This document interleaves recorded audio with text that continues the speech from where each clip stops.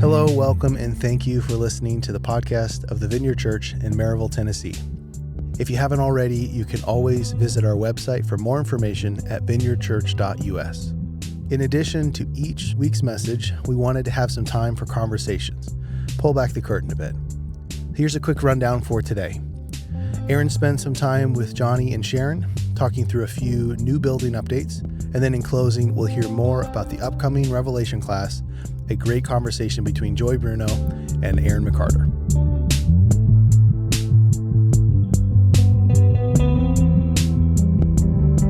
Hey everybody, this is Aaron, and I am here with Jonny Williams, our executive pastor. Hey Jonny. Hey. And Sharon McCarter, my bride, and Hello. Our youth pastor and the regional leader, good bishop, and all sorts of things. And we are, the three of us, Team 1225, which is a really stupid name. And Jonny, why don't you tell us the story of how we ended up with this wonderful Team 1225? I could, but because you love it so much, I will defer to you, and because I hate it so much, okay, I will defer to you. So we, Sharon, Jonny, and I are kind of leading the efforts as we work on a move, and as we look to move. And we are going to move to our new address, which is just down the road from where we're at now. The address is 1225. I pointed out to my wife, who you may know is completely obsessed with all things Christmas. She's just bursting with Yuletide cheer 12 months a year. I pointed out that 1225 is December 25th. Like, that's the date. I noticed that before she did, which was shocking. It really was. She lit up like a Christmas tree. She just immediately was beaming. Jonny was rolling his eyes so far into the back of his head, I was concerned for his well-being. And then he said, Team 1225, for the name of our group, with genuine disdain. I mean, I think real angst. He hates it. And then Sharon and I just jumped all over it. And now, because Jonny hates it, I insist on calling us Team 1225 at all times. Is that fair, Jonny? That sound right, the right story? That's fair. And it still always makes me happy. And I know, every time I mention it, it's the three of us meeting. Yeah. Jonny rolls his eyes, Sharon beams, and I'm happy mostly because Johnny's annoyed. Anyway, we are, I guess, just over halfway through our 90-day due diligence period. As you probably already know, we agreed to terms to purchase a building a mile down the street from where we are at now. So, Jonny, if you could, can you give us an update on this due diligence period? How's it going? Where are we at with all that? Yeah, so if you don't know what a due diligence period is, it is just a period after you sign a contract on a building that you have to just cover all of your bases, to make sure everything's in line with what you want and all that stuff. So we closed on the property at 1225 William Blunt Drive on May 10th. And for the last 3 months, we have been working really hard to figure out all the stuff there is to figure out about this building, including inspections, surveys. Buildings have secrets. Yes, they do. Luckily, it's a metal building, which has less secrets than a regular building with a crawl space and foundations. But so yeah, we've done inspections, we've done surveys, we've talked to the county about a couple of different issues, including sewer, and if we want to expand one day, we got the okay to do that from the county. We've talked to an architect, which I think Sharon's going to talk to you about a little bit more here in a minute. We've got financing secured for the building. The periods went remarkably smooth and remarkably easy so far. Yeah, so there's a whole bunch of things we just have to look into in order to do, to steward the opportunity well. And so far, I don't think it's an exaggeration to say we've just gotten good answers on all the stuff. We haven't unlocked any horrible secrets or any dark, unexpected twists or turns. It seems like just really on track. Absolutely, yeah. So Sharon, there's a number of stuff that's kind of going on now that we're working on now. While Jonny's doing all that stuff, what else is happening as we try to move this thing forward? Yeah, we're really excited. We finally picked our architect that we are working with right now. He's a local guy. He has tons of experience working on churches. He has attended church his whole life. He understands the way churches operate. So he's been really good to work with, and it's been a really good process so far. So all that's going really smoothly. We've been working with him and our staff on the design and the layout of the building. And that's, not been an easy process just because we have a huge wish list, as one might imagine. And so we're just trying to do our best to make every square foot count. So we want this building to work best for us. We want it to feel like us. Right now, it does not look or feel like us. No, it does not. So changing a lot of it is as a process. It's not cheap, but I think it'll be really worth it for it to really feel like our building and be able to do the ministry and have the function that we wanted to have. It's a little bit like House Hunters, where like at the beginning of the episode, they're like, this is our must-haves, and it's like 10 million things. It's like, and this is our budget, and their budget is super tiny, and then the people who know what they're talking about have to find a nice way to say you're out of your mind. Yeah. And so it's just a process of going, okay, what do we really, really value? What really is a must-have? What is indispensable? So and that's just kind of hard. It's a lot of deliberation. Yeah, and but it's going well. We're on track. It's going well, but it's not over. The plan. So he's drawing the plans up, the official plans up next week. We have a few more decisions we have to make this weekend, and then he's drawing them up next week. And then again, I guess there might be a time where we have to say, oh no, we can't do that, or we have to do this. But honestly, we've been sort of geeking out a little bit on ratios and percentages because the one thing that has worked really well in our current building is that our kids ministry and our adult ministry have they've all sort of risen together. They've been like, when the sanctuary is full, the kids rooms are full, and it's been really just a really good ratio that way. And so we have done the math where we're going to be in this new building and have almost the exact same ratios of kids to youth and stuff. So anyways, we're geeking out on that kind of stuff. We're pumped about having a new preteen space. We're pumped about having an adult classroom finally. We're even going to have a separate room for our kids and families with special needs. That's something that is a growing ministry and need in our church, and so we're excited about that. There's just so many things that hopefully will work much better for us there than does right now here. Yeah, I'm so fired up. There's just more space, man, and we've just needed more space for a really long time. Yeah, and it makes such a huge difference. Johnny, if you guys don't know what Johnny does, he's details. He's like big picture leadership and details at the same time. So Johnny, what details are we missing here? What else do we need to tell folks? Yeah, Sharon was talking about having more space. I think it's good for people to know that the new building is almost double the size of our current building. And I talked about maybe one day, long ways down the road, maybe expanding and getting the okay from the county to go ahead and do that one day. And the reason we're able to do that is because there's a lot of land that comes with this building, double the amount of land that we currently have. More like quadruple the amount absolutely. of land that we currently have. And we've been landlocked for so long, and we've tried everything, guys. We've like seriously had conversations about whether or not we could tunnel under William Blount Drive and use the land across the street, or could we build a bridge, like a pedestrian bridge across it? We've talked to all our neighbors to see if we could buy their land. I wanted a zip line. Like we are the very definition of landlocked, and we have been for a decade, and that ends now, or it ends soon. So just a couple of details. We officially close on the new building on August 31st. And so at that point, we will start right into the renovation period, start moving walls and doing all the stuff. And so that's exciting. There's a lot going on. I think the biggest news that right now is, as of today, which I think we're recording on August 4th, we have officially went under contract on our current building.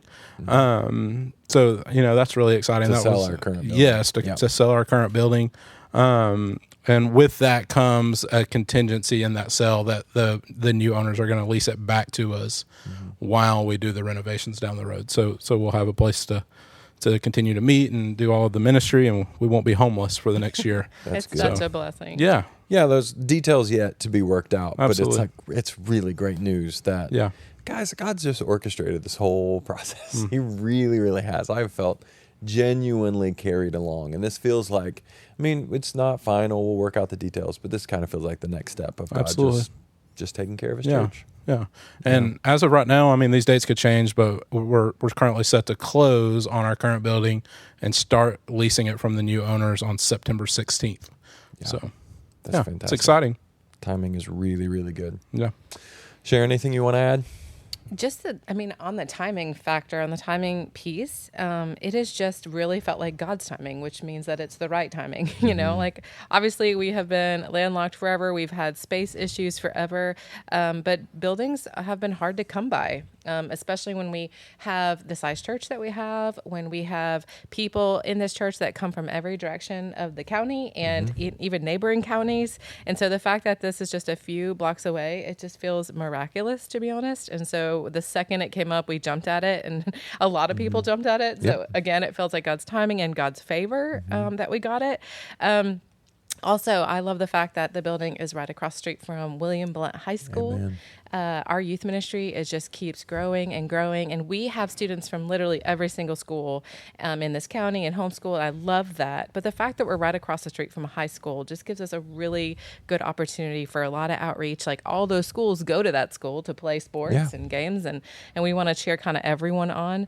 And so, we're super excited about that. Another thing just about God's timing, really, it just feels like our church is in such a good place. You know, it's been a hard few years for churches everywhere, but for us, our church just really feels like we have momentum back. We've been growing in all the ways, you know. It feels like we're growing spiritually or numerically and financially. Like we're in the strongest place financially we've ever been in. And so it just feels right and clear that this is like God, it's the next step, it's just what we're supposed to do. And so I feel like that helps us have just a ton of faith because it just is really clear that it's the Lord. I mean, obviously we've thought and we've talked and we've prayed and we've done all, we haven't skipped any steps, but the truth is there's just been no like hand wringing behind the scenes going, well, is this really God's will or is this God's plan? It's like, it's been so obvious and clear that God has been directing this whole process that I'm sleeping well at night. I'll put it that way. Okay, well, that's a building update. And if you guys if you haven't already, subscribe to this podcast feed, and there will continue to be updates. Unfortunately, this will be a long process. It's hard to get renovations done. Things take longer than they used to. It's all involved, but we will continue to give updates on this podcast feed from Team 1225 or whoever we can get to sit behind the microphone. Thanks, guys. Thank you. Yeah, thanks.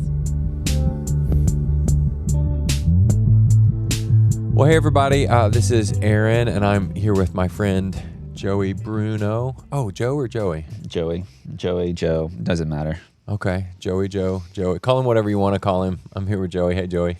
How you doing, Aaron? I call him Joey. Joey's been at our church for a little while now, and man, from the first time I got to sit down and talk with him, he reached out via email, and pretty much right out of the gate, I was like, oh, I like this guy. This is a thoughtful guy. He's asking the type of questions that pastors hope new people to the church will ask. And in short order, Joe, you become a friend and somebody that I trust, somebody that I ask to walk with, and when I have prayer needs, I call, and I have questions. I've figured out you're quite the theological mind. And so you've been a resource to me. So I just appreciate that. Appreciate the way you jumped into the life of our church. And I'm really fired up about this class that you've got coming up, where you are going to spend a number of weeks working through and teaching through the book of Revelation. We'll get to that in a bit, but man, that's a serious endeavor. Absolutely. You said something to me about, what was it? Your wife was noticing the sheer quantity of commentaries books showing books up. are piling up for sure. The Amazon drivers, they hate me right now. It sounded like we were approaching the thousands of pages that were being consumed. So it's climbing for sure. Yeah, so I appreciate all of that. But I already know you. Not everybody does. Take just a minute, man. Tell us who you are. Tell us about your family, what you do, that type of stuff. Whatever you think we might need to know as an introduction. Yeah, thank you so much. Yeah, my name is Joey Bruno. I grew up on the West Coast, actually, Phoenix, Arizona, Southern California. So I'm one of those people. However, I'm not recently relocated. So I came out here back in, 2007, a little before that, when I came out here for college and went to Bryan College down in Dayton, Tennessee. Met my wife there. Kind of a funny story there that maybe we'll get to at some point. But got married right after college and ended up doing a couple different things. My background was in theology. That's what I went to school for. The Lord in His mercy really kept me from going down that road to some extent. I was planning to pursue some more academic routes over in Europe. But then the Lord in His mercy really spared me from that, and ended up actually getting into cybersecurity ultimately and software development, which is where I currently work, and have this weird sort of mixture of theology and computer science and of course family. So I've got 3 boys. I'm about married. I have 3 boys. My wife is incredible, Dani. My boys are 9, 8, and 7, and then we actually adopted twin girls here within the last 2 years as well. So they're 2 now. It's a little bit about me. Yeah, so you go ahead and tell us. You referenced the story about how you met Dani. I remember over dinner you guys shared the story. I thought that was pretty worthwhile. Yeah, so I mean, we both grew up in Phoenix, Arizona, actually, in kind of the west side in Goodyear, and we lived half a mile away from each other. We had the same best friend, but we never met each other. It wasn't until she came out to school, or her family actually moved out here about 8 years, I guess, before she actually went to school. And then I went out to Tennessee for school, and at that point we met. I knew kind of who she was before I went out to college via this mutual best friend, but never really had a conversation with her or anything like that. But ultimately, things worked out. But yeah, it's kind of a crazy story. We lived half a mile away from each other, but had to come out to Tennessee to sort of really meet. Yeah, so half a mile away from each other, shared a best friend. Yep. Never met. Right. Then met by Providence. Yeah. In Tennessee. Yep. While you were attending the same relatively small, actually just small. Yeah, it's a small college. Absolutely. That the Lord just placed you at the Yep. same. That's pretty. It feels like the Lord's hand directing that whole process. Absolutely. So we're going to talk about this Revelation class in just a minute, but you taught another class for us through the book of Genesis. What was the name of that? You had a very cool. I thought it was a cool name. Do you remember? Yeah. I mean, themes in Genesis, looking at like kind of cosmic monsters and rebellion, and I'm kind of blanking on what the title was exactly. Is that Cosmic Rebels or Rebellions or something like that? I was intrigued. That's what titles are trying to do, But it was a really fun class to teach for sure. This was my experience of attending the class as a student. I went the first week. Not at all nervous. Like, I felt like you were sufficiently vetted. I wasn't concerned about your credentials or your theology or anything like that. But it's like, I've never heard this guy teach before, and he's teaching a class. We're going to see how this goes. And I think probably 20 minutes in, I thought, I've made a horrible mistake. But the mistake was, we should have promoted this class like crazy. The whole church should be in this class.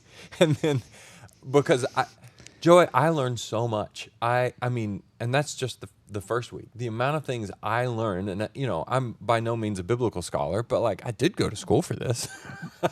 And I learned so many things every single week sitting in that class. I was so encouraged, and I would drive home. This was happening during youth group, which this next class is happening during youth group as well, which Wednesdays are just a good night, but there will be some distractions. Absolutely. The youth group is insane, so we'll just... But that's what I like to hear. In Revelation, there's all these, hymns and people singing and shouting, so it's going to fit really, really well with the backdrop of the book anyway. Yeah, I think it might sound more like The Great Dragon, the way the youth group sounds most of the time. But I came with my kids because my wife is a youth pastor. My kids are both in the youth group, and on the way home, my daughter got in the habit of saying, Daddy, how was your mind blown this week?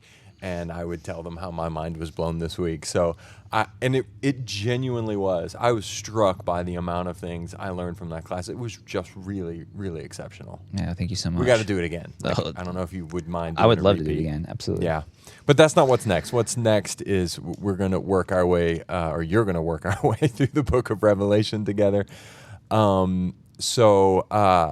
Why Revelation? I mean, that's a serious and bold undertaking. I don't know if you're trying to cover all the bases, like Genesis, Revelation. You're trying to hit the bookends, but well, I mean, Revelation in some ways, I guess, wasn't necessarily my choice. It kind of came down to, after the Genesis class, it was really a discussion of, hey, well, what do we want to do next with the group that was even in the class at that particular time? Joey, you're being humble. What happened was the people after the class cornered you and said, we want more. Will you teach us more? Something like that. Yeah, but okay. That's neither here nor there. It came down to what sort of topics would be of interest to particularly the individuals that were in that class to start with. And not really surprisingly, but Revelation was one that naturally people have tons and tons of questions about. I have questions about. Mm-hmm. And so it was, I guess, sort of backed by popular demand, you might say. And it was something on a personal level, of course, that was interesting to me. Back in college, I mean, I sat through a kind of seminary level class on it and that kind of thing. But my theology has changed a lot since college even, and it wasn't something that I had spent a lot of time really thinking about in the last 10 years since I was in that class. So part of it was just, hey, I kind of want to know a little bit more about where I land on some of the positions and some of the debates now, 10 years later, as sort of my theology and perspective on things has changed, and just wanting to be in the Word and just learn and hopefully inspire others to love Jesus more by knowing Him better. Well, man, I admire the audacity, because usually when people say, will you teach on Revelation, the right answer is just no. That's for all the reasons, because it's so hotly debated, because there are like layers of abstraction and just mystery upon mystery, and people come into a discussion on Revelation like fully loaded. Yeah, absolutely. Or they, there are different things. People tend to avoid, I read it, I got like 4 chapters in, I was totally lost, I stopped, and there's a part of me, I hear that, and I'm like, yeah, that's fair, I get it. Or there's other people who are like, I fixated on it for years on end because I was determined that despite 2,000 years of brilliant Christian thought, I will be the one who cracks the code. Yeah. I'm going to figure it out. And so, man, people come in either determined to avoid the subject, super like overly obsessed with the subject, or in many cases really terrified. Yeah. And so most people, when they say, hey, can you teach about Revelation? The answer is just, yeah, no, I'm not going to do that. So I appreciate you signing up, but again, I guess I already asked the question, but what inclined you to say yes, and maybe even about those particular approaches that people have to Revelation? Yeah, absolutely. I mean, as you said, the topic is absolutely polarizing. The response to it is, it really varies. And in most cases, it's generally extreme, either extreme avoidance or extreme fear or extreme certainty as to what the book means. And historically, when you look at the church, Martin Luther, for example, a bedrock of the Reformation, right? Right. And Martin Luther, he wanted the book thrown out of the canon, along with James, by the way. Right. And he said, I can't understand it, essentially, and whatever it says, it does not preach Christ. Wow. John Calvin wrote a commentary on every book of the Bible except the book of Revelation. Really? And so there's certainly been plenty of significant church figures throughout the life of Christianity that didn't quite know what to do with the book. And this is still very much a thing today. So any adventure into the book of Revelation has to start with humility and understanding and gentleness and graciousness with our brothers and sisters who disagree, because there really isn't, like when you look at the history of the church over the last 2,000 years, everybody agrees that essentially what's in the creeds about Jesus being at the right hand of God and that he's going to come again to judge the living and the dead. Everybody agrees with that, but exactly what that will look like, it really varies considerably over the last 2,000 years. And this is one of the things where, if you pick up, so we have commentaries on the book of Revelation from as early as 303 AD. Oh my.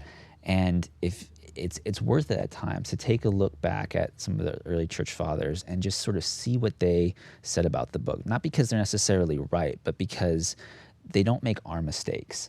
They don't have the same framework. They don't have the same assumptions. They don't, today you might, somebody might push back on a critique or an interpretation of Revelation because that's a liberal idea or because that's something that's trying to kind of sway somebody towards false doctrine. And it's helpful sometimes to kind of peel the curtain back a little bit, some of the biases back, some of the modern assumptions, and just see what some of the early Christians thought about the book and how they understood it. And is there justification for some of the things that feel maybe like, no, you can't really understand the book that way. Like why would you do that? Right. So history is really, really helpful in this respect. But not just Christian history. Part of this is, over the last 200 years, but really more than anything, the last 50 years, Christianity and the study of history there's so many more resources to do this now than really at any point in church history. So in the 1950s and 60s, for example, the Dead Sea Scrolls became a thing, right? And before those, the oldest Old Testament, like complete Old Testament manuscript that we had of any book was 10th century AD. Oh my goodness. And because of the Dead Sea Scrolls, we have biblical texts like Isaiah and others that are 2nd century BC. So it literally like 1,200 years better. Yeah. So like those things and just the knowledge of history and the availability of resources and in some ways the technological ability now to kind of mine some of those resources and have access to them, because historically most of them were in Syria and Syriac or ancient Ethiopic or just languages even that not even really most biblical scholars really knew or were aware of. So there's just it's a great time within human history to be able to understand the book on its own terms, because we've never been able to understand John's day better. Well, what I'm hearing you say, it's a combination that's actually pretty rare, which is a big part of the reason why I'm happy for you to teach this class, is you're saying, let's acknowledge the fact that we have better scholarship and better resources available than we ever had at any time, but at the same time, let's not be guilty of what C.S. Lewis, I think he called it chronological snobbery, where we just assume we're smarter than the generation before us, and that's not correct. And we can go, we know a lot more than we did 1,700 years ago when that first commentary was written, but we're also 1,700 more years removed from the audience to whom it was originally written, and people tend to pick one of those or the other. Yeah, absolutely. And we're like right out of the gate, you're saying we're actually not going to do that. We're going to take both of those things. We're going to go way back, and we're going to use all the resources that we have available to us now. I find that really encouraging. Yeah, I mean, the way that I'm going to try to approach the class, honestly, is this. I think a decent illustration is actually Star Wars. Believe it or not. I mean, I know Revelation has like stars falling from heaven and things like that, right. but that's not what we're talking about. But there's this really iconic picture, it's a meme, like everything's memes now, right? Of Darth Vader saying to Luke, I am your father, right? And if you kind of know that story, that picture is maybe coming to mind. So just if you're familiar with that picture, just try to hold it in your mind for a second. And as you look at that picture, you're going to fall into one of three groups. Either you're completely, like, you have no clue what I just said, and that's fine. That this illustration will still work awesomely, right? Or number two, maybe like you're like, okay, yeah, I've sort of heard of Star Wars. I've maybe seen a little bit of it, but I still don't quite know what you're talking about. Or maybe you're part of a group that's like, yeah, I know exactly what you're talking about. I can picture that thing in my head. I get the reference. Yeah. So if we think about that, like, kind of first group of having no clue what I'm even talking about right now, if I was to describe this picture of this figure wearing this black suit, he's got this black mask on, there's this sort of metallic lights in the background, and then there's this other figure, he's got this wound on his left eye, this kind of bruised thing, and he's wearing this sort of tan jumpsuit, and he seems to be crying on top of this sort of metallic pedestal. As you look at that picture, given enough time, like, we inherently will try to understand and interpret things that we encounter through the lenses and the categories that we have. And given enough time, you throw some people in a room, you look at something, you obsess about it, whatever, you're going to be able to come up with a logically coherent story that can make sense of every single detail in that picture. So you might say, oh, well, because it's archetypal, is that what you're saying? I mean, there's whenever we look at something, we're just inherently going to try to make sense of it. Yeah. And so when I see this figure that is wearing this dark mask, you know, what's going on here is he's got a whole bodysuit too. So is this like COVID 2055 kind of a thing, right? Like, is this, or no, maybe he looks kind of fairly robotic, right? So is this like AI robots, and they've created this factory in space where they're reproducing, and this is one of the last humans that's trying to undo and save the human race, but it looks like he's losing because he's crying and he looks a little beaten up. And here's the thing: if you know the story, what I just said sounds ridiculous, right? But the whole thing is, why does it sound ridiculous? And it comes down to three things. You know the story behind the picture, right? The story behind the story. And the second thing is, you know the framework in which that story is actually centered. So you know, like, the force and the light side and the dark side. We have a context for it. Yeah, there's a context. And that framework and that story actually changes and shapes the language that's used. So if I talk about dark side, I'm not talking about the backside of the moon. I'm not talking about the psychological inner dark side within Vader or somebody else, right? I'm talking about, like, the dark side of the force. Like, that's a thing. And as you do this, you can play with references and still understand what's going on. So if I say, like, Luke, I'm your daddy, that's not the line from the movie, right? It's not, Luke, I am your father. It's this iconic, no, I am your father, right? But we can allow for the language to be a bit fluid and still make sense of what's going on. There's even cases where, like, we don't even actually have to use proper grammar.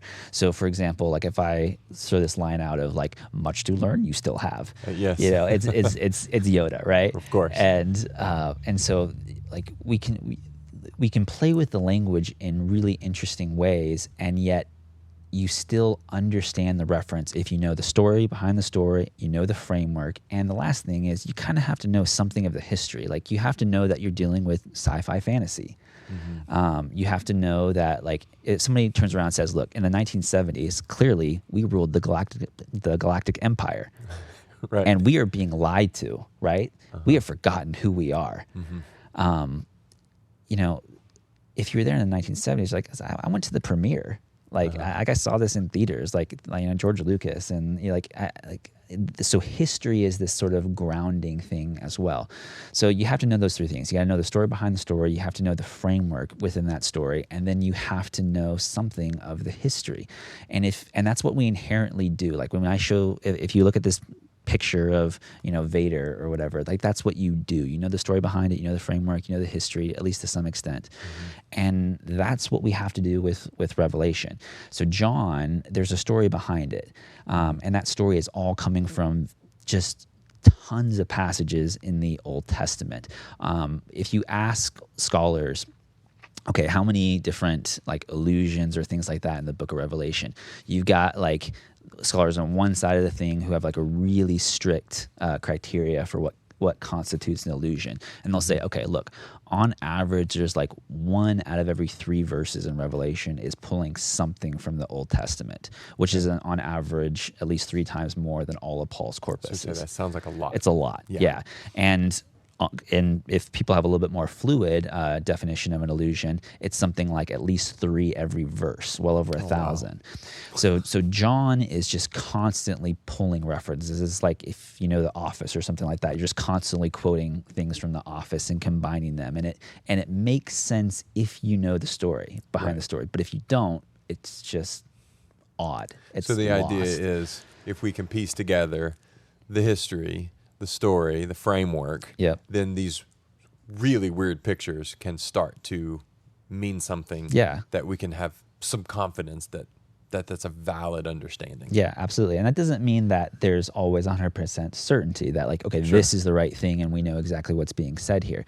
But it allows us to make sense of things that are otherwise very obscure, and ultimately there's no grounding point to really assess whether one interpretation is actually more valid than the other. And that's why, in particular in America over the last 200 years, there's this kind of revolving door with Revelation where, okay, nope, it means it's referring to World War II, or nope, it's the Korean War, or it's the Cold War, or it's, you know. And these things are often said with absolute certainty. Yeah, absolutely. Or it's Y2K or COVID or, you know, whatever it is. So we need to have some kind of a grounding, and I think trying to understand the story behind the story of the Old Testament, trying to understand the framework and something of the history of John's day allows us to do that. Yeah. John, by the way, the author of Revelation. The author of Revelation. Yeah. Yeah, that's really, really helpful. It gives me a sense of hope, honestly, because, I mean, you read and you go, okay, so this is apocalyptic literature, tricky, and it's a vision that's being had. It's a vision that's being had of a spiritual reality that we can't really see or understand. Or so there's a couple layers of abstraction. Written in a different language, there's another layer. Written a couple thousand years ago, there's another layer. And then at about, that was 5, I think. At about 2, I'm like, yeah, I'm out. I tap. But what you're saying is like, there's actually a way. There's a systematic way to give us at least a grid to approach this. And it's not just, well, to use a word, eisegesis, which is where you look at the scripture and it's just Joey Bruno's interpretation based on the mood that he's in or his personal experience or whatever. There's actually a framework that is accessible, that can be used, that allows us to draw some real information. Yeah, absolutely. And I would want to really say that framework it's a story. It's not so much a system as it is a story. And that's really where I would want to really cement things, is within Israel's long story and the culmination of that story. And you know, that's where these kind of words like apocalyptic or apocalypse, right, John? This book is called an apocalypse, or a prophecy is another thing that's called in Revelation 1:3. And you know, what do those words even mean? Because our default setting for when we hear those words is like end of the world. It's future. Yes. Scary. Yeah, scary. Abstract, confusing. Yeah, absolutely. But when you start to look at those words a little bit, like let's take apocalyptic or apocalypse to start with. Paul, when he has that experience on the Damascus Road, he calls that an apocalypse. So say more. Yeah, same word. And so it's not like an apocalypse is not something that's inherently always future. It's this sort of picture like you kind of get in the book of Job, really, where the curtain gets pulled back and you get to see what's going on behind the scenes. And there's a lot of figures in that space, right? It's not just God. You have Yahweh and you have a divine council, and you have other figures, positive figures, negative figures, and you are seeing the interaction amongst those figures. And this is actually really where the word like prophecy actually comes in. So a prophet in the Old Testament, by definition, actually wasn't somebody who could tell the future necessarily. A prophet in the Old Testament was somebody who was permitted to stand in the heavenly divine council.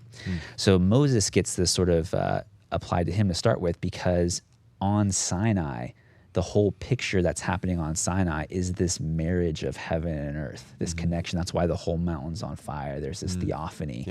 And so Moses, it says, is literally in the presence of God, right?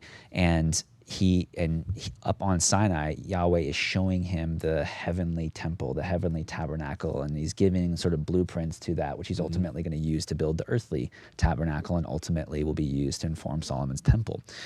So Moses is this initial picture of what a prophet is, someone who is permitted to stand within the divine council and to participate in God's heavenly realm. You see this exact same thing with Isaiah, where he is brought up to heaven, and the question is, okay, well, who will go for us?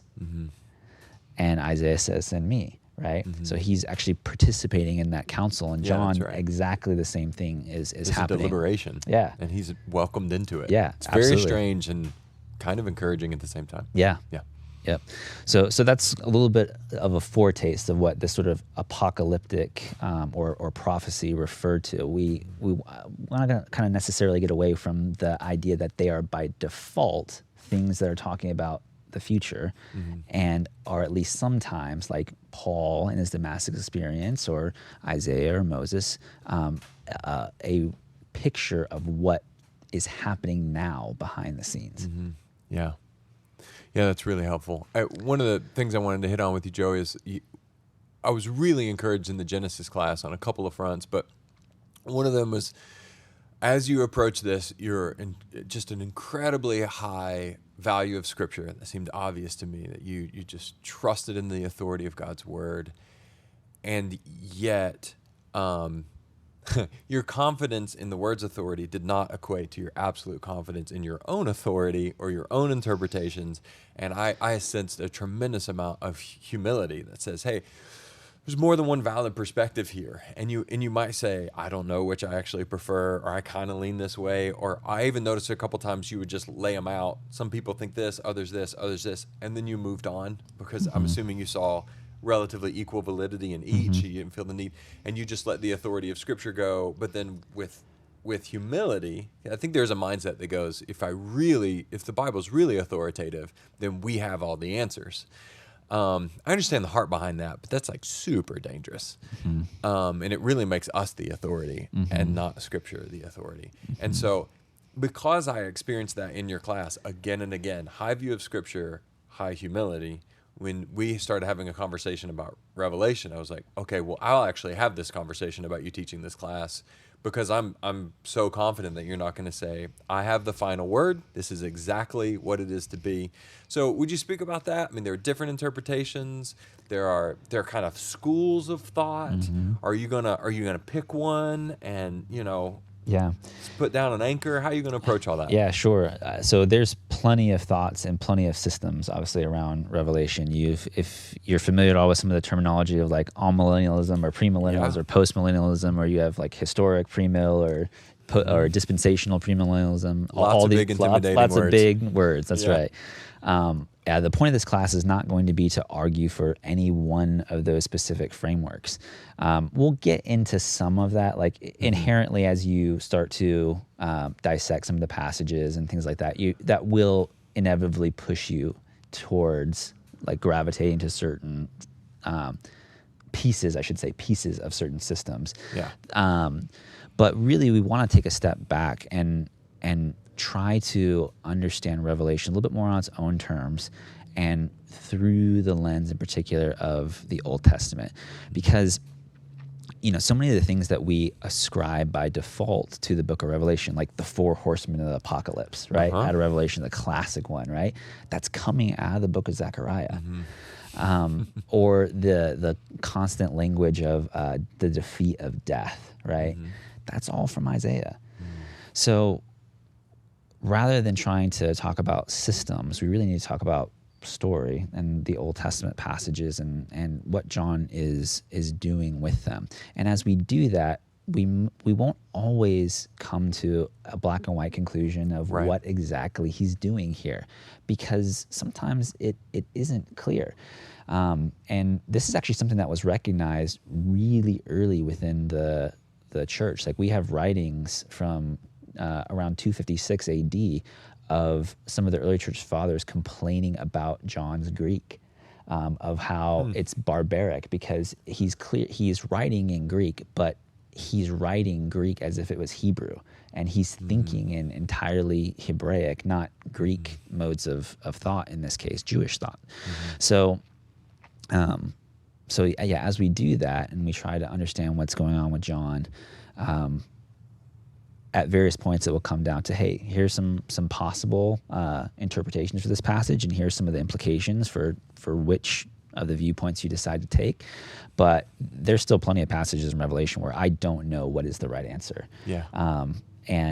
I've changed my mind a bunch on some of them, and I hope that I continue to change my mind going forward, because you're still learning. We're still learning. You're still interpreting. Yeah. And as we have new, we get new information. There's new sort of clarity, experience, just everything that's kind of part of that.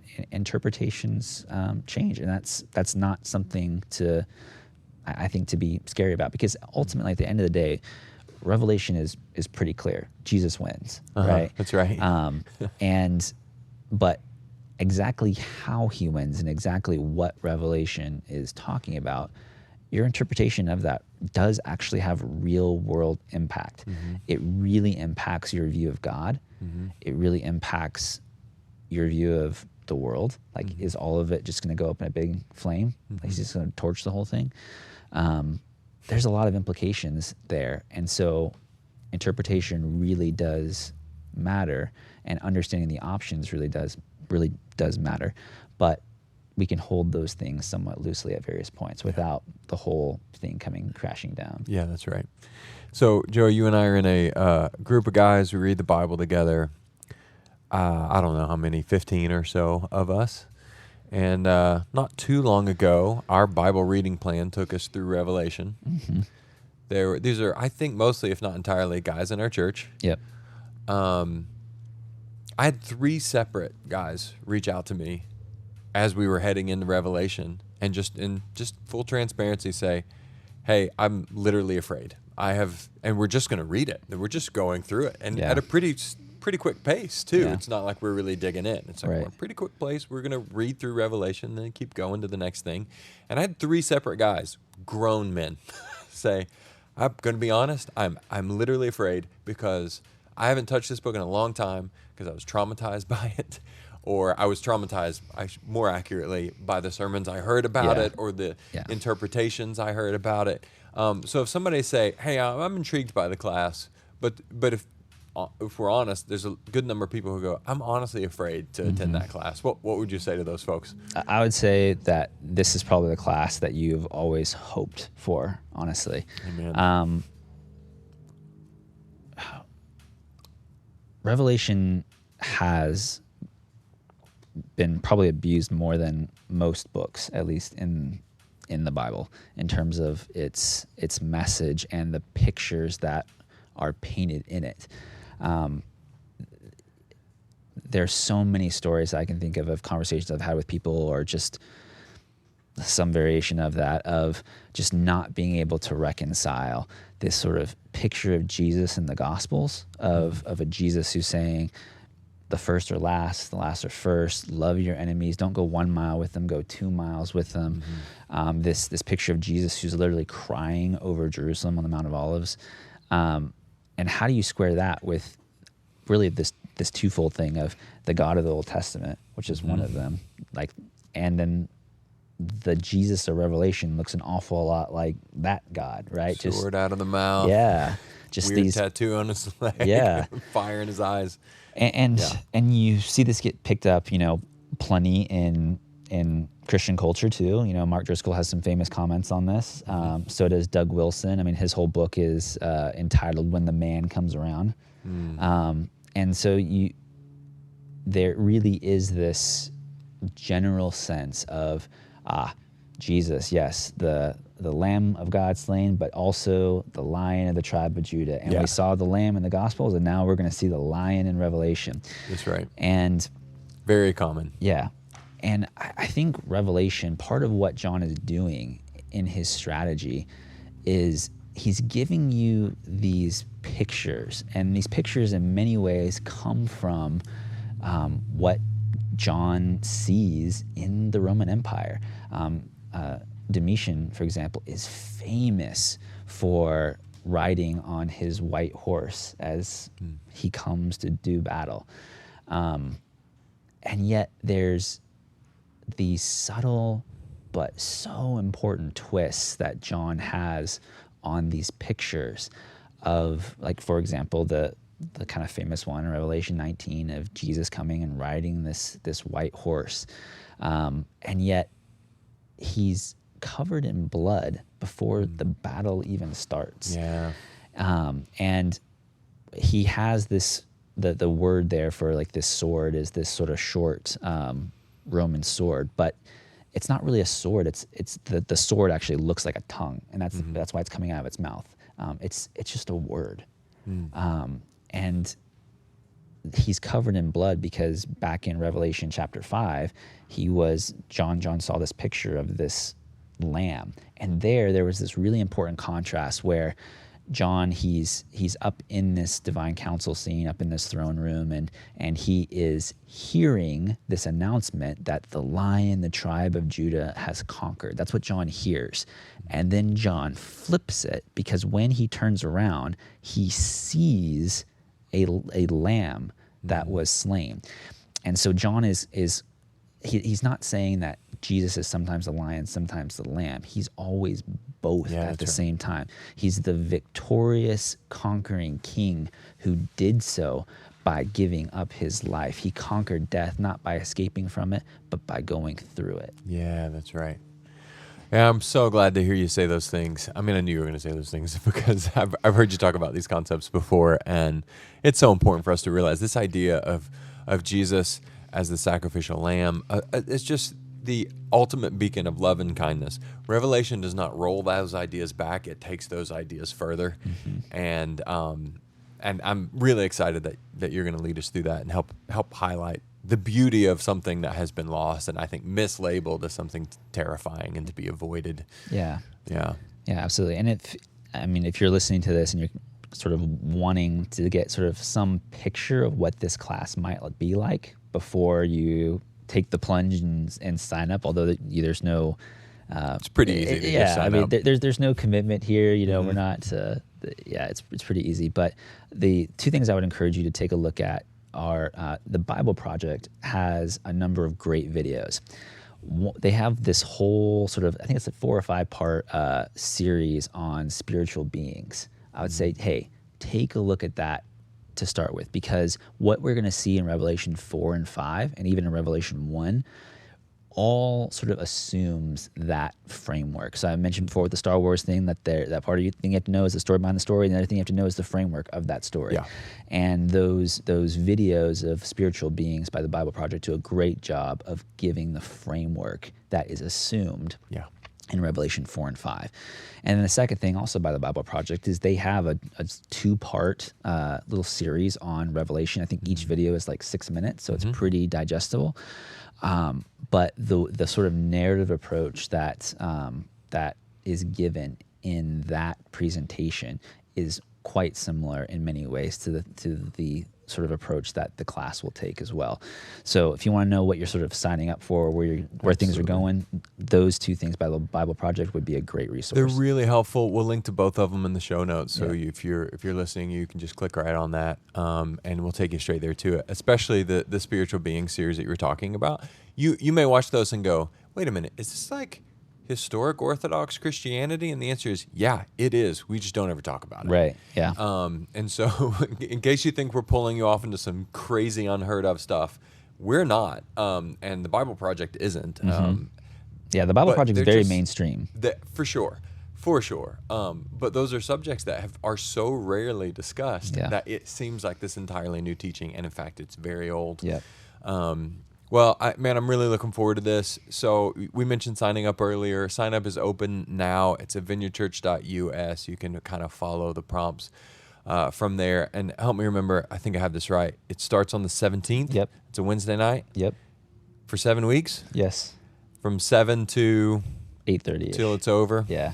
Yeah, and we'll say 7-ish, weeks. Yeah. So we I did think this. we took the Genesis. We did. An extra week. And people are not going to have any questions in the Book of Revelation. We want it to be as dull and lecture formatted as possible, and so we're going to stick very firmly to our schedule of 7 week. No. So if we go a week or two beyond that, obviously again there's no commitment here. You can go to one of these. You can go to every one of these.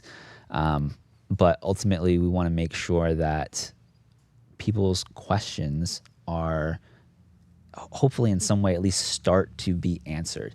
And in order to do that well, we need to allow time for that. And so we're going to be a little bit flexible on the exact schedule of what this looks like. Yeah, we'll just do what it takes. Yeah. Yeah, Joe, I know you've put an enormous amount of time into this.